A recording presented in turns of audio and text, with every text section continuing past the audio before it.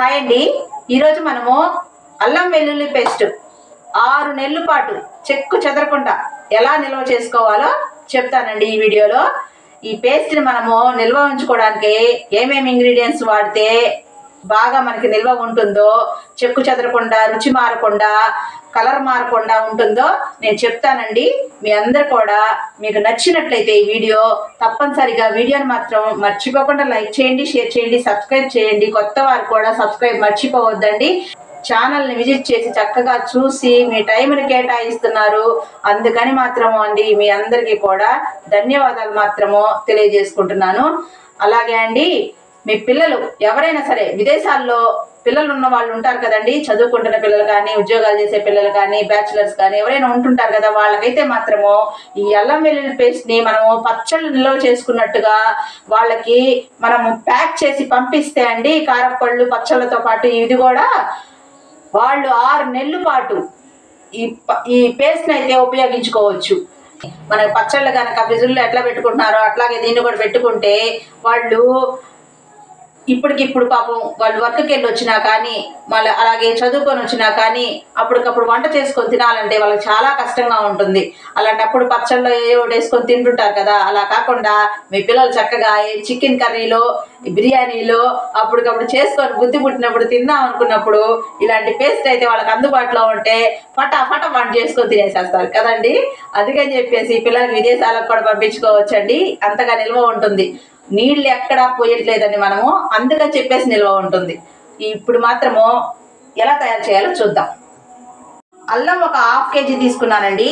అలాగే సేమ్ క్వాంటిటీలో వెల్లుల్లి అయితే తీసుకున్నాను. ఈ రెండింటిని మనము సమపాళల్లో తీసుకొని పేస్ట్ అయితే తయారు చేసుకుందాము. ఇప్పుడు అల్లాన్ని క్లీన్ చేసుకునేటప్పుడు ఒక టిప్ అయితే పాటించండి. అల్లం మనము క్లీన్ చేసుకునే ముందు నీళ్ళల్లో వేసి కళ్ళుప్పు వేస్తే మట్టి ఊరికనే వదిలిపోతుందండి. ఆ తర్వాత మనము స్కిన్ పీల్ చేసేసుకొని చక్కగా ఇలాగా ముక్కలుగా కట్ చేసుకొని నీట్గా పెట్టుకోవాలండి. మనకి తడి తగలకుండా, ఒకవేళ మీరు స్కిన్ పీల్ చేసినాక ఏమన్నా క్లీన్ చేసుకున్నా సరే కాస్త మనము ఆ అల్లాన్ని అయితే ఆరపెట్టుకోవాలి. పైన మనము ఆరపెట్టేసుకుంటే పొడి పొడిగా ఉన్నట్లుగా ఉండాలండి. ఎందుకంటే తడి తగిలితే మనకి నిల్వ ఉండడానికి కొంచెం కష్టం అవుతుంది, అంటే బయట పెట్టుకున్నా సరే. వెల్లుల్లి మనము పొట్టును తీయవసరం లేదండి, పొట్టుతోనే వేసుకోవచ్చు. ఎందుకు అనుకుంటున్నారా, డైజెషన్కి చాలా ఉపయోగపడుతుంది పొట్టుంటే. మనం కారపొడుల్లో సంబార్ కారము, కొబ్బరి కారము వీటిలన్నిట్లో మనము పొట్టుతోనే వేసుకుంటున్నాం కదండి, అట్లాగే దీనిలో కూడా పొట్టుతోనే వేసుకోవచ్చు. ఎందుకంటే మనకి చాలా బాగా అరుగుదలకి ఉపయోగపడుతుంది. ఇప్పుడు అల్లం వెల్లుల్లి పేస్ట్ అయితే తయారు చేసేసుకున్నాం. దీనిలో కావాల్సిన మెయిన్ ఇంగ్రీడియంట్స్ చూపిస్తారండి. మెయిన్ ఇంగ్రీడియంట్ నీళ్లు లేకుండా అని చెప్పా కదండి, ఆయిల్ మాత్రం తప్పనిసరిగా కావాలండి. అలాగే కళ్ళుప్పు, పసుపు అయితే కలర్ కోసము, అలాగే కలర్తో పాటు మనకి నిల్వ ఉండడానికి కూడా పసుపు ఉపయోగపడుతుంది. మెయిన్ మనకు కావాల్సింది ఇవేనండి. మొత్తం ఒకసారి గ్రైండ్ అవ్వదు కాబట్టి సగం సగంగా వేసుకుందామండి. సగం అల్లం వేసుకుంటున్నాను, అలాగే ఒక సగం వెల్లుల్లిపాయలు. ఇప్పుడు మనం ఒక రౌండ్ అలా ఫస్ట్ దీన్ని వేసుకున్న తర్వాత దీనిలో కళ్ళుప్పు వేసుకుందామండి.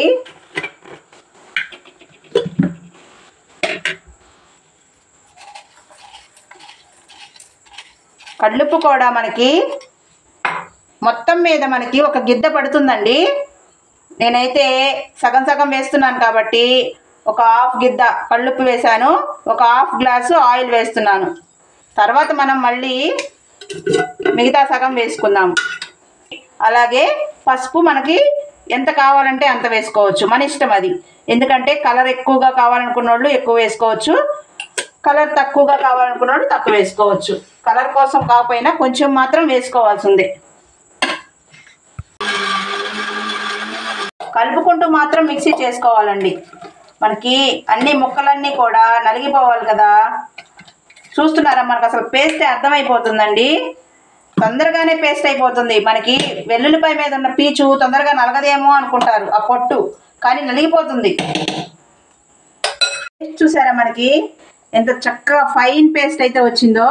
మీకు ఎక్కడ కూడా మనకి పొట్టు ఉన్నట్లు మాత్రం తెలియదండి. వెల్లుల్లిపాయ మీద పొట్టు ఉన్నట్లు తెలియదు, అసలు నలిగిపోతుంది, అసలు ఉండదు. ఇప్పుడు మనము ఈ ½ కేజీ పేస్ట్ ఇది ఇందాక మనం ఏం చెప్పామంటే ½ కేజీ వెల్లుల్లిపాయలు ½ కేజీ అల్లం మాత్రం తీసుకున్నాం కదండి ఫస్ట్ రౌండ్లో వేసుకోవడానికి. ఇప్పుడు సెకండ్ రౌండ్ వేసుకుందాం. మనం మిగిలిన పేస్ట్ అంతా మనం సెకండ్ రౌండ్గా వేసుకుందాం. అట్లాగే అండి వాటర్ మాత్రం ఎక్కడ తగలనివ్వకండి మీరు.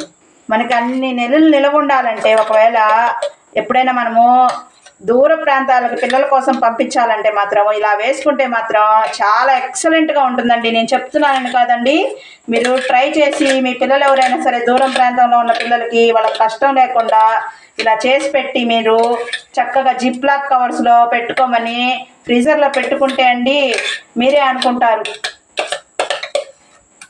మనం మిగిలినది కూడా మొత్తం వేసేసుకుందాం. ఇది కూడా మనకి పేస్ట్ అయిపోయింది. ఇప్పుడు మనం మొత్తం కలిపేసి ఒకసారి పేస్ట్ చేసుకుందాం. అప్పుడు మొత్తం కలిసిపోయింది కదా. మొత్తం పేస్ట్ అయిపోయిందండి. ఎంతో కలర్ఫుల్గా కూడా ఉంది. ఎందుకనుకుంటున్నారా? పసుపు వేయడం వల్ల. నాకైతే ఇలానే నచ్చుతుందండి.